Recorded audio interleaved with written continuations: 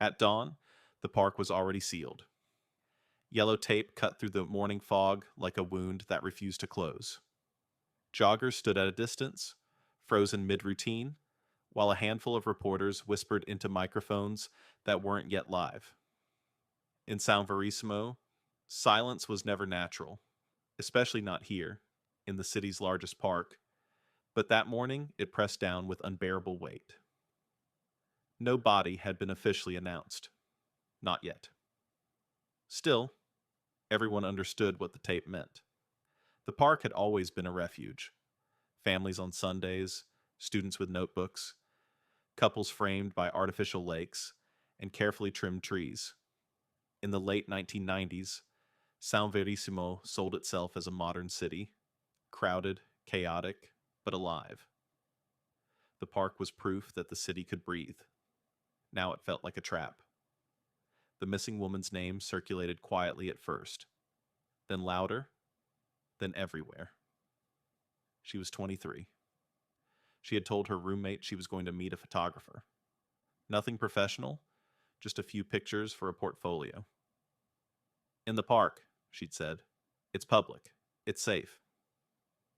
That word, safe, lingered like an accusation. Mateus Rocha watched the scene from across the avenue, blending into a small group waiting for a bus. He wore the same neutral expression he always did, the kind that invited no questions and left no memory. At 32, he had perfected the art of invisibility. Office workers passed him every day without learning his name. Shopkeepers recognized his face, but nothing else. He paid in cash, spoke politely, and never stayed long. From where he stood, the police cars looked almost theatrical. Too many lights, too much movement. He knew, better than anyone, how little they actually had. Mateus turned away before the cameras went live. The city didn't yet know it was afraid. Not fully. It still believed this was an exception. A tragic disappearance. A coincidence tied to bad timing and worse luck. The newspapers used careful language. Missing, unconfirmed, under investigation. Editors avoided stronger words. Panic was bad for business. But something had shifted. Over the following days, whispers multiplied. Another woman hadn't shown up for work. Another phone rang unanswered. Different neighborhoods, same vague details.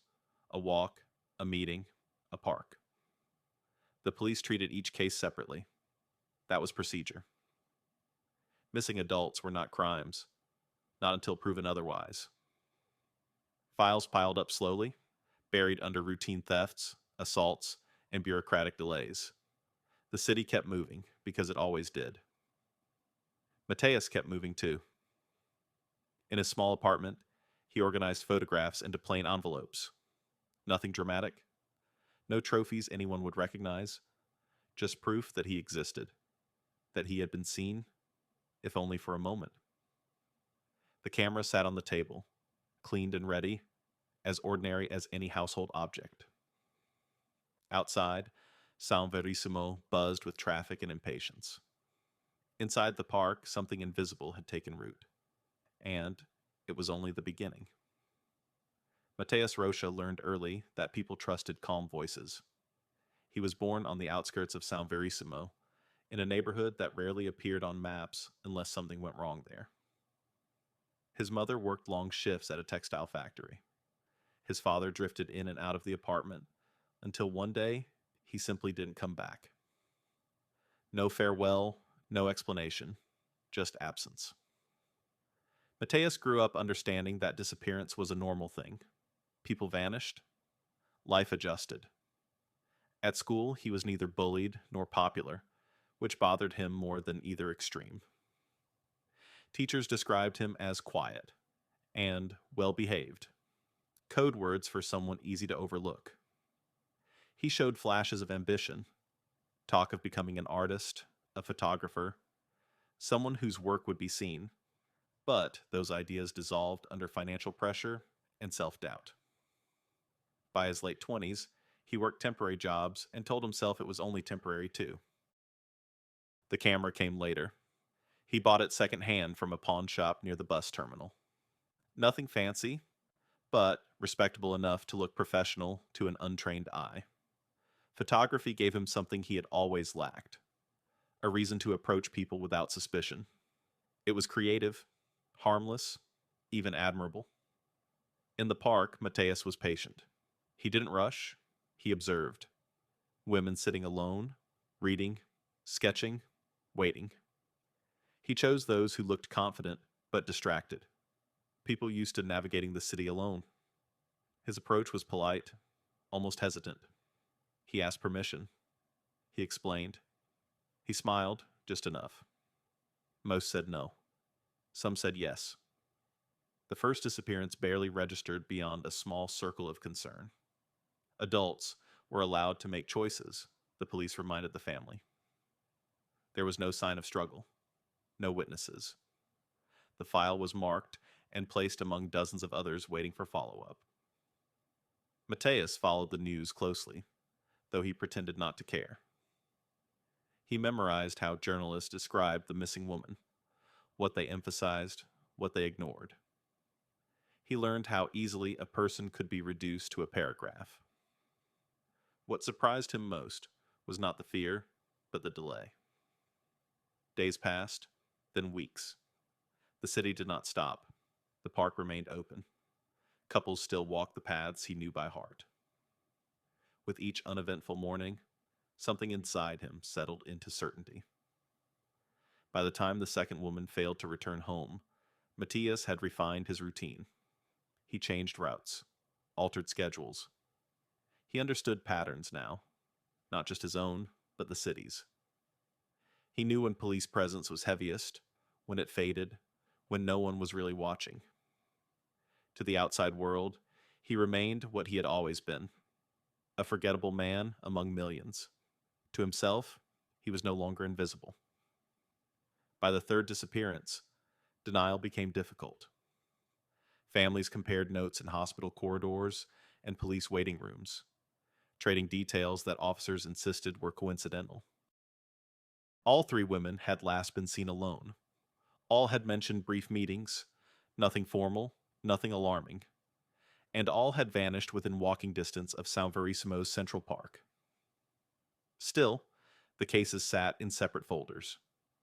The police were bound by procedure and by limits that few civilians understood. There were no digital trails to follow, no location data to reconstruct a final walk. Phone records took weeks to request. Surveillance cameras were rare and unreliable, their footage overwritten or grainy. Each missing person investigation depended on time, witnesses, and luck. Luck was in short supply. Journalists noticed what the police would not yet say aloud. Headlines shifted from missing student to another woman disappears. Talk radio filled the gaps with speculation. Some callers blamed the city. Others blamed the women themselves, their independence framed as recklessness. Fear crept in quietly, shaping routines. Parents insisted on check-in calls. Friends stopped meeting alone. Matias watched all of it unfold with a detached curiosity. He adjusted his behavior to match the mood. When fear rose, he waited. When it faded, he returned. The park was large enough to swallow patterns if you didn't know where to look. A fourth disappearance forced a change. This time, a jogger reported seeing a woman arguing with a man near a service path. The description was vague: average height, dark hair, nothing distinctive, but it was more than the police had before. For the first time, an investigator pinned a map to the wall and marked locations. The dots formed a loose circle.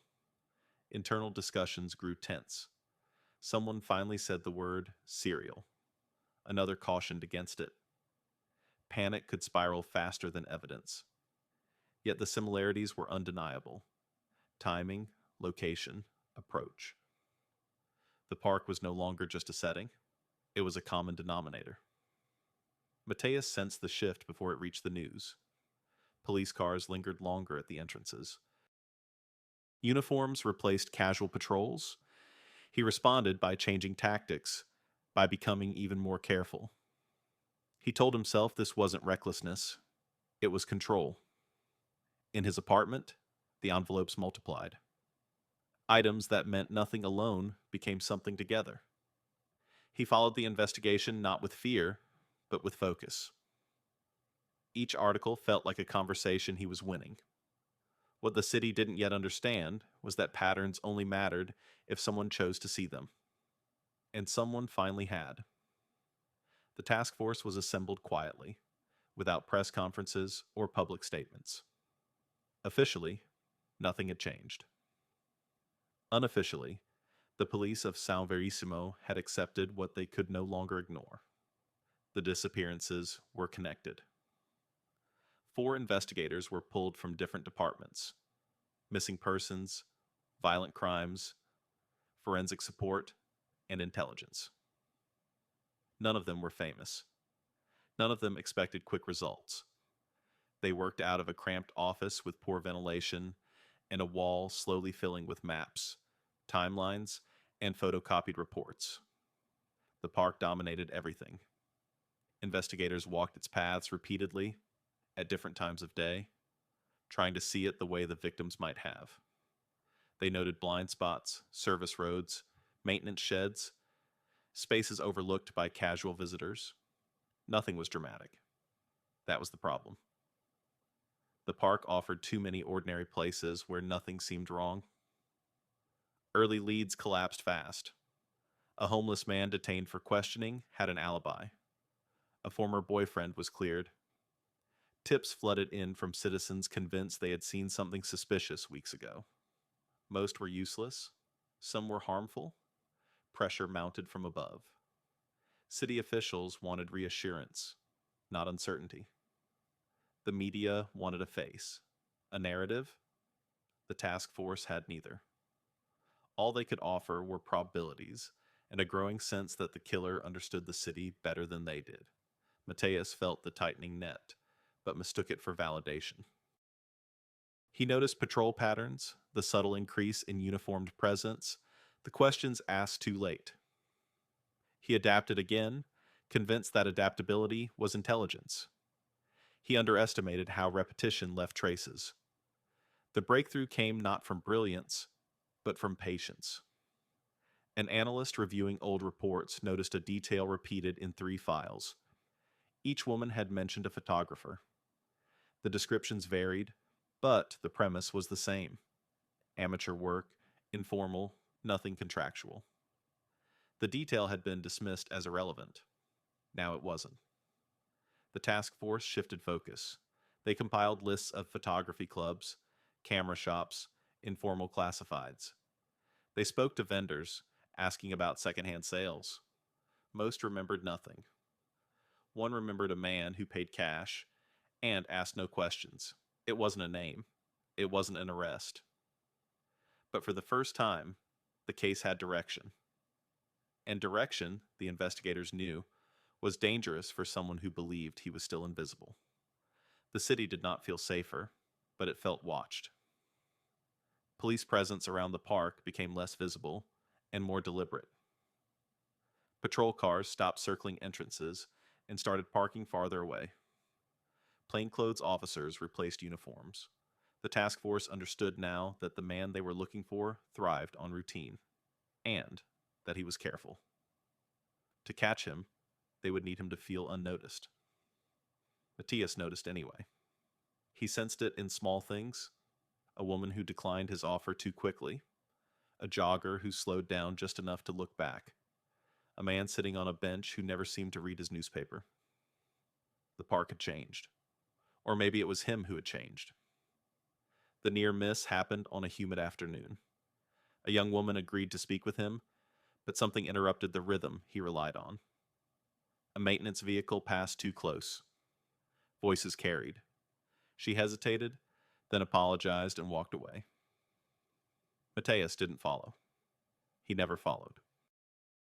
Still, the interruption unsettled him more than rejection ever had. That same evening, a groundskeeper reported finding personal items hidden behind an overgrown service structure. A scarf, a bracelet, a compact mirror.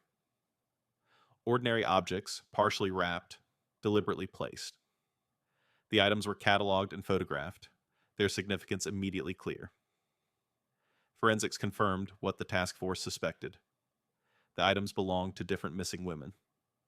The park was no longer just a meeting point, it was a repository. Investigators narrowed their profile: male, local, familiar with the park's layout, likely working irregular hours, comfortable approaching strangers without triggering alarm, someone who blended in. They reviewed camera shop records again, this time cross-referencing public transit routes and residential clusters. One name surfaced twice, then a third time. Matias Rocha. He lived alone. No criminal record. Temporary employment history. Nothing that screamed danger. That was precisely what worried them. Surveillance began quietly. Officers followed him through ordinary days, buses, grocery stores, long walks with no clear destination. He did nothing illegal. He did nothing remarkable. And yet, his routines aligned too neatly with the disappearances to be coincidence. When police requested a warrant, they brought the physical evidence with them. The personal items from the park, the timelines, the photographs recovered from a lab that developed film for cash-paying customers. The judge signed. Mateus returned home one evening to find his apartment door already open. For the first time in years, he felt truly seen. Mateus stopped in the doorway. The apartment looked unchanged at first glance, but small details betrayed the truth. A chair moved slightly out of place. The faint smell of unfamiliar cologne. Silence that felt staged rather than natural. He understood immediately what had happened, and just as quickly, he understood that running would confirm everything. He stepped inside. Two officers identified themselves and asked him to sit. Their voices were calm, almost apologetic. Mateus complied without resistance. His hands were steady. His face betrayed nothing beyond mild confusion. He had rehearsed this moment in abstract terms, never believing it would arrive so quietly. The search was methodical. Drawers were opened, shelves photographed, envelopes cataloged. What had once felt private and controlled now became evidence. Investigators found photographs matching the film recovered from the lab. Different women, same framing, same light. They found notes listing dates and times, written in a neutral, almost administrative hand. In a storage box, carefully wrapped, were additional personal items consistent with those found in the park. Each discovery tightened the case. At the station, the interrogation room was small and undecorated. No threats, no raised voices. The lead investigator laid out the evidence piece by piece, allowing silence to do the work. Mateus listened attentively, occasionally nodding, as if attending a lecture. When asked why he chose the park, he answered simply, "It was where people trusted strangers." The arrest was not announced until the following morning.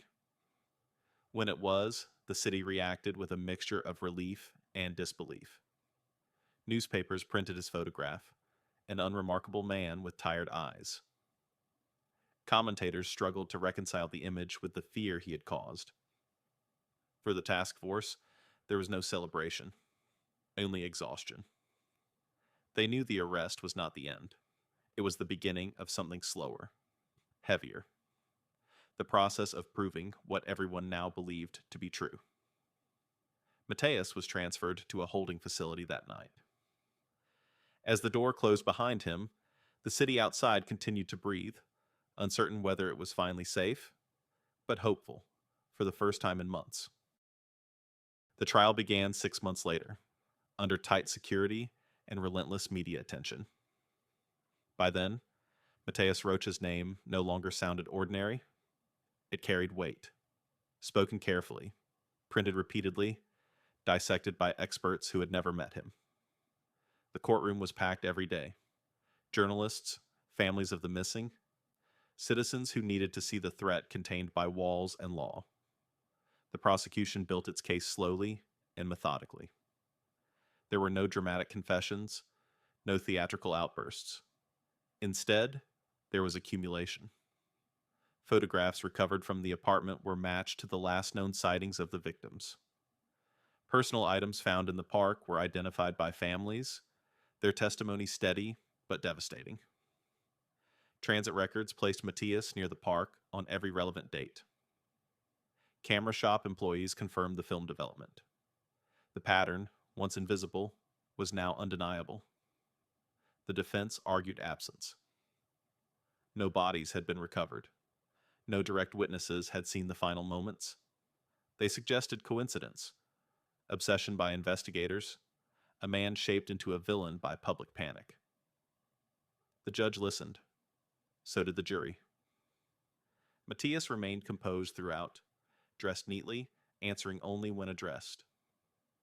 When allowed to speak, he did not deny involvement outright. He spoke instead about misunderstanding, about intention versus perception, about how easily stories formed once fear took hold. His words were careful, but they changed nothing. After 4 days of deliberation, the verdict was read. Guilty. The sentence followed: life imprisonment, with no possibility of early release. The courtroom exhaled as one. Some cried. Some stared ahead, unsatisfied by a justice that could not return what had been taken. Matthias was led away without resistance. He did not look back. In the months that followed, the park reopened fully. Tape was removed. Grass grew back where people had once stood in silence. Life returned, not unchanged, but aware. São Veríssimo learned that danger did not always announce itself. Sometimes it smiled, asked politely, and waited. And when it was finally gone, the city remembered, not the man, but the cost of overlooking the ordinary. The verdict ended the trial, but it did not end the case.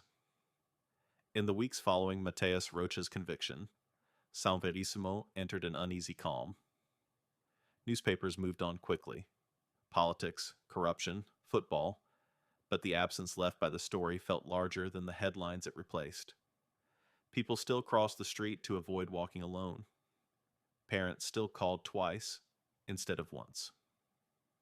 Fear, once learned, was difficult to unlearn. Inside police headquarters, the task force was formally dissolved. Their office was cleared out piece by piece. Maps came down.